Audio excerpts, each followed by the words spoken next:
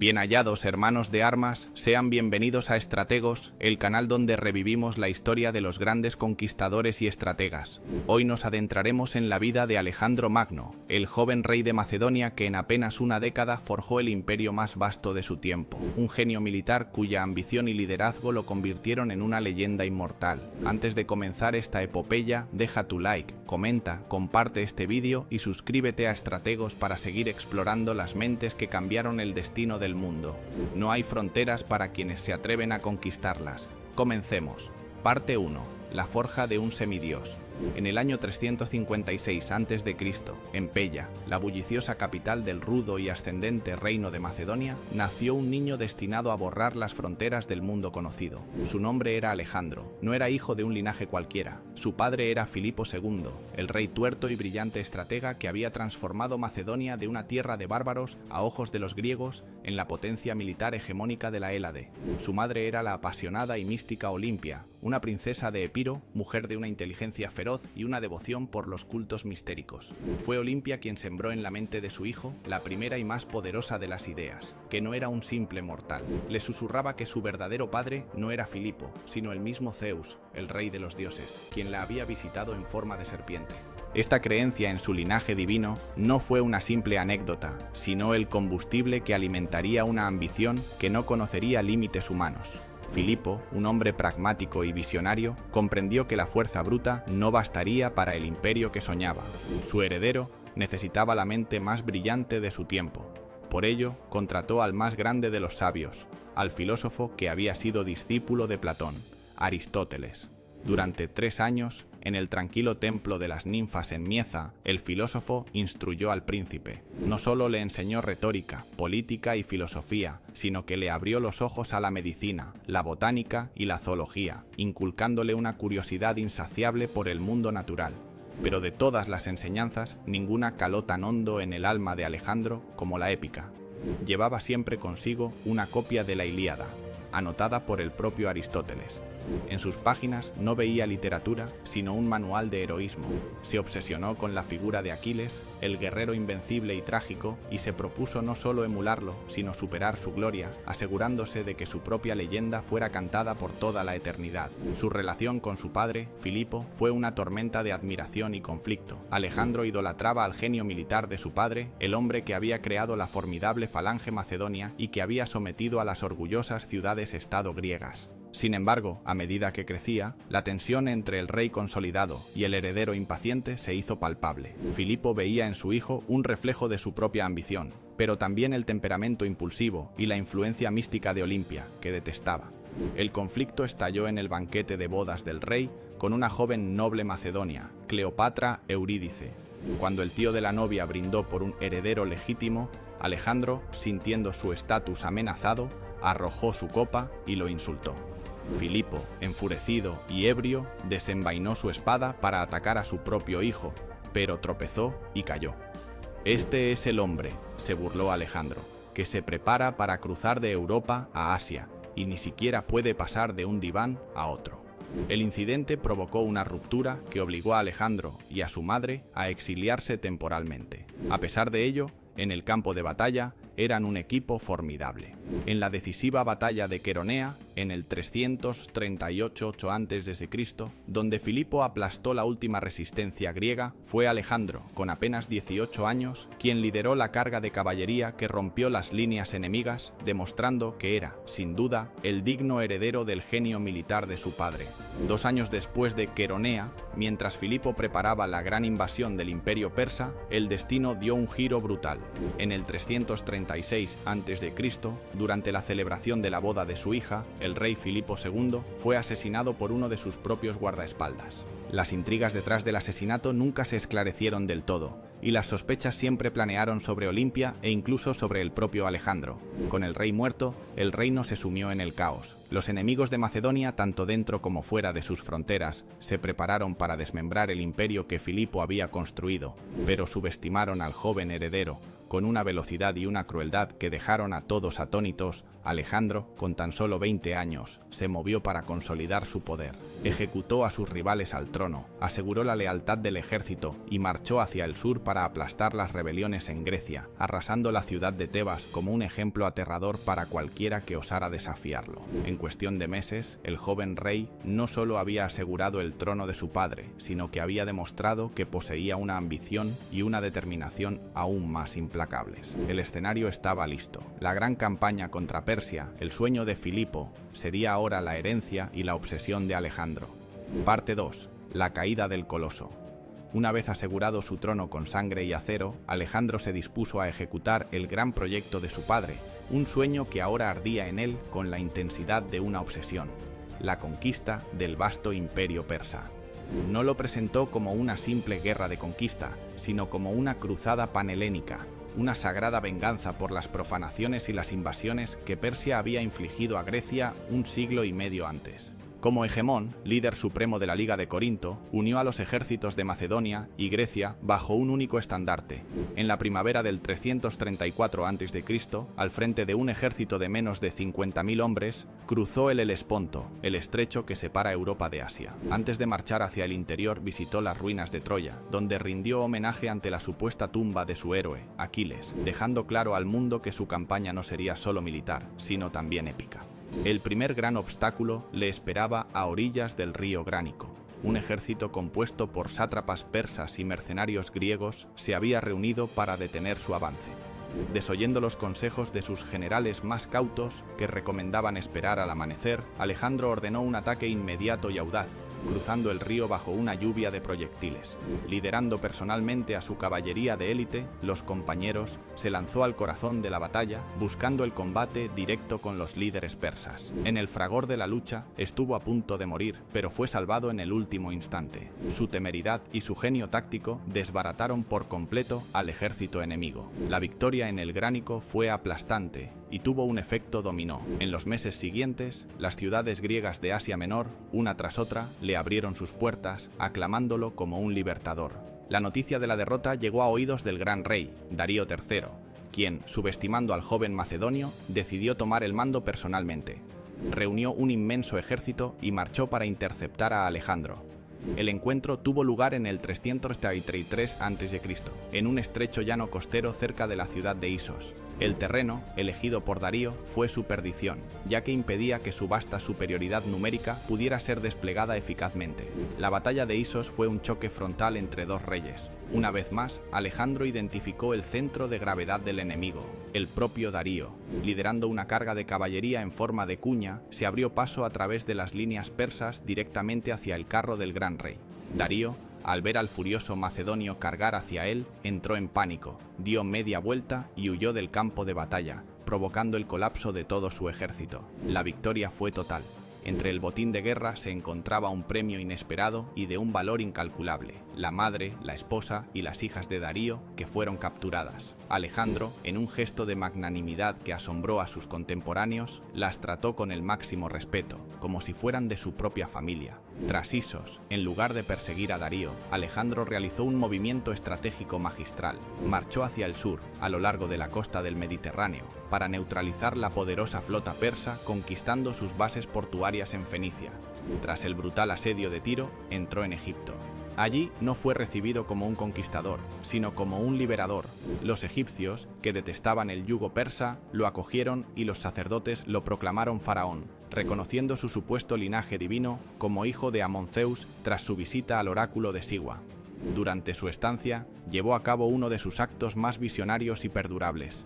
En un lugar estratégico del delta del Nilo, fundó la ciudad de Alejandría. La concibió no solo como una capital, sino como un crisol de culturas, un puente entre Oriente y Occidente que se convertiría en el mayor centro de conocimiento y comercio del mundo antiguo. Con la costa mediterránea asegurada y proclamado Dios viviente, Alejandro estaba listo para el enfrentamiento final. Darío, desesperado, había reunido un segundo ejército, aún más grande que el anterior, y lo esperaba en las llanuras de Gaugamela, cerca de la actual Mosul, en Irak. La batalla de Gaugamela, en el 331 a.C., fue la obra maestra táctica de Alejandro. Enfrentándose a un enemigo que lo superaba en número de forma abrumadora, con carros de guerra con guadañas y elefantes, utilizó una formación oblicua y una serie de complejas maniobras para crear una brecha en la línea persa. Y como en Isos, en el momento decisivo, cargó con su caballería directamente hacia Darío. Por segunda vez, el gran rey huyó, sellando la aniquilación de su ejército y el destino de su imperio. Poco después, Alejandro entró triunfalmente en Babilonia y fue proclamado rey de Asia. Aunque Darío sería asesinado más tarde por uno de sus propios sátrapas, la victoria en Gaugamela marcó el fin del imperio aqueménida, que había dominado el mundo durante 2 siglos. A los 25 años, Alejandro era el dueño del mayor imperio que el mundo había conocido. Parte 3. Sin más mundos que conquistar. Tras la victoria de Gaugamela, el imperio persa se desmoronó a los pies de Alejandro. Entró en la legendaria Babilonia no como un destructor, sino como un libertador, rindiendo homenaje a sus dioses y ganándose el favor de la población. Desde allí, marchó hacia las otras grandes capitales. Susa, con sus tesoros inimaginables, cayó en sus manos sin oponer resistencia. Luego, se dirigió al corazón ceremonial y espiritual del imperio, Persépolis. En sus majestuosos palacios, se apoderó de una fortuna tan vasta que se necesitaron miles de mulas y camellos para transportarla. Pero la estancia en Persépolis culminaría en un acto de terrible simbolismo. Tras un banquete, el gran palacio de Jerjes fue consumido por las llamas. Los historiadores antiguos debaten si fue un acto premeditado de venganza por la quema de Atenas durante las guerras médicas o el resultado de una borrachera tumultuosa. Fuera cual fuera la causa, el mensaje fue inequívoco. La dinastía aqueménida había llegado a su fin y un nuevo orden, el suyo, había comenzado. Mientras las capitales caían, el rey fugitivo, Darío III, huía hacia las satrapías orientales con la esperanza de reunir un nuevo ejército. Alejandro, decidido a legitimar su conquista capturando o matando a su rival en combate, se lanzó en una persecución implacable. La caza del hombre se prolongó durante meses a través de vastos y áridos territorios. Finalmente, en el verano del 330 a.C., cuando Alejandro estaba a punto de alcanzarlo, Darío fue traicionado y asesinado por sus propios generales, liderados por el sátrapa Besos, quien se autoproclamó nuevo rey. La reacción de Alejandro al encontrar el cuerpo agonizante de su adversario reveló la complejidad de su carácter. En lugar de celebrar la muerte de su enemigo, se cubrió el rostro y lloró. Le otorgó a Darío un funeral real con todos los honores en Persépolis y se erigió en su vengador.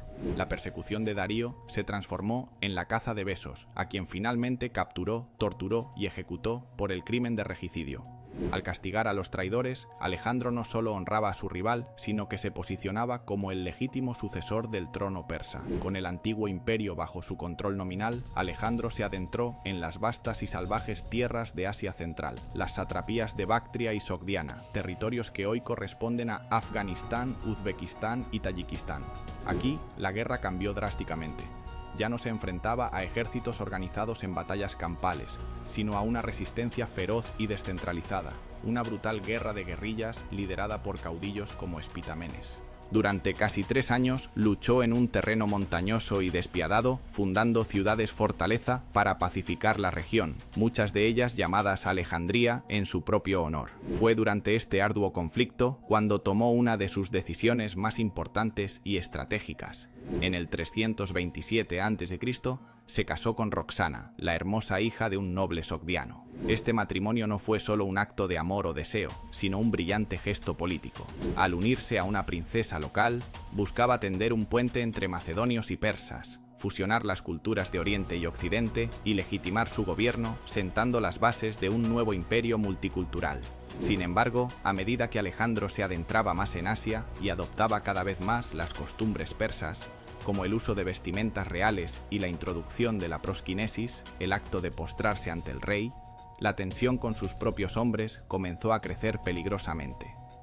Sus generales y veteranos macedonios, que lo habían seguido a través de desiertos y montañas, lo veían como su rey, un primero entre iguales, no como un déspota oriental al que debían adorar como a un dios.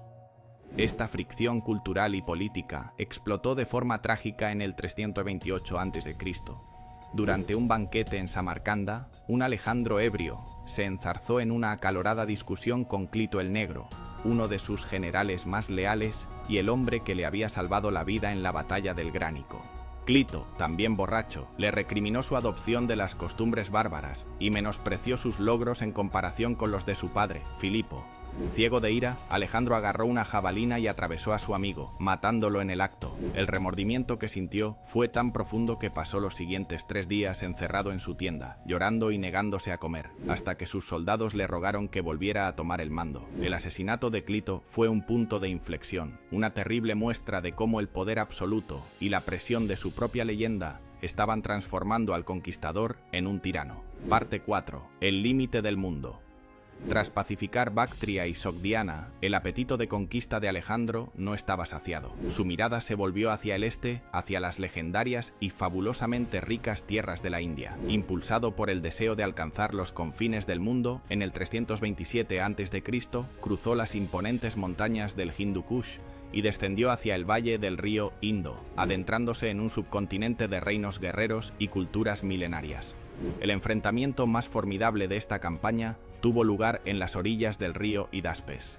Allí le esperaba el rey Poros, un monarca de estatura gigantesca, al mando de un poderoso ejército que incluía una terrorífica falange de elefantes de guerra, una visión que sembró el pánico entre los macedonios. En una de sus batallas más brillantes y arriesgadas, Alejandro dividió sus fuerzas y, en medio de una tormenta monzónica, cruzó el río crecido por un flanco para sorprender al ejército de Poros. La batalla fue brutal y sangrienta, pero la superioridad táctica de Alejandro se impuso una vez más. El desenlace de la batalla reveló la grandeza de ambos reyes. Poros, herido pero indomable, fue capturado y llevado ante Alejandro. Cuando el conquistador le preguntó cómo deseaba ser tratado, el rey indio respondió con una dignidad imperial, como un rey. Alejandro, lleno de admiración por la valentía y el porte de su enemigo, no solo le devolvió su reino, sino que lo amplió, convirtiéndolo en un valioso aliado. Integró a las tropas indias en su propio ejército, continuando con su política de fusión cultural y militar, convencido de que la fortaleza de su imperio residía en la unión, no solo en la conquista. Después de la victoria en el Hidaspes, Alejandro anhelaba continuar su marcha hacia el este, hacia el gran río Ganges, creyendo que más allá se encontraba el océano que marcaba el fin del mundo. Pero su ambición había superado la resistencia de sus hombres. A orillas del río Ifasis, el ejército, que lo había seguido durante 8 años, a través de más de 17.000 kilómetros de marchas y batallas, se plantó. Estaban agotados, diezmados por las enfermedades, nostálgicos de sus hogares y aterrorizados por las historias de los ejércitos aún más grandes y los incontables elefantes que les esperaban. Por primera vez, el invencible Alejandro se enfrentó a un enemigo que no podía derrotar: la voluntad de sus propios soldados. Durante 3 días se encerró en su tienda, furioso y humillado, pero finalmente tuvo que ceder. Aceptó regresar.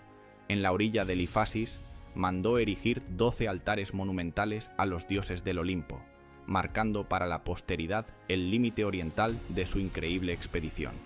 La decisión de regresar marcó el inicio de uno de los capítulos más terribles de su campaña. Para volver a Babilonia, dividió su ejército. Una parte, bajo el mando de Nearco, navegaría por la costa del Océano Índico. Él, en un acto de orgullo desmedido y quizás para superar las hazañas de héroes míticos, decidió liderar al resto de sus tropas a través del inhóspito y abrasador desierto de Gedrosia, en el sur del actual Pakistán. El viaje fue una catástrofe. El calor extremo, la falta de agua y la escasez de alimentos diezmaron a su ejército de una forma que ninguna batalla había logrado. Hombres, mujeres y animales de carga perecieron por miles en las arenas ardientes. Cuando finalmente alcanzó Persia, había perdido a una gran parte de los veteranos que habían conquistado el mundo con él. Al llegar a Susa en el 324 a.C., organizó un evento sin precedentes para consolidar la unión de sus dominios, las Bodas de Susa. En una ceremonia masiva, obligó a 80 de sus altos oficiales a casarse con mujeres de la nobleza persa, mientras él mismo tomaba a 2 princesas persas como esposas adicionales. Era la culminación de su política de fusión, un intento de crear una nueva élite gobernante greco-persa. Estos años de conquista incesante y poder absoluto habían transformado profundamente a Alejandro. El carismático rey macedonio, el primero entre iguales, había dado paso a un monarca absoluto con aires de divinidad. Había adoptado por completo la vestimenta y el ceremonial de la corte persa. exigiendo a sus súbditos, incluidos sus compatriotas macedonios, que se postraran ante él, un acto que los griegos consideraban blasfemo y reservado únicamente para los dioses. Esta orientalización de su figura generó un resentimiento y una tensión crecientes en su círculo íntimo. Sus veteranos, que lo habían conocido como un compañero de armas, ahora veían a un déspota distante, rodeado de eunucos y cortesanos persas. La brecha entre el conquistador y sus conquistadores se hacía cada vez más profunda, sembrando las semillas de la discordia en el corazón mismo de su recién forjado imperio. Parte 5. La herencia del mundo. A su regreso a Babilonia, el corazón administrativo de su imperio, Alejandro no mostró signos de querer descansar. Para él, la conquista de Persia y la India no era el final, sino el preludio. Su mente incansable ya estaba inmersa en la planificación de nuevas y grandiosas campañas. La más inminente era la conquista de la península arábiga, una expedición que aseguraría las rutas comerciales y expandiría su dominio hasta el Mar Rojo.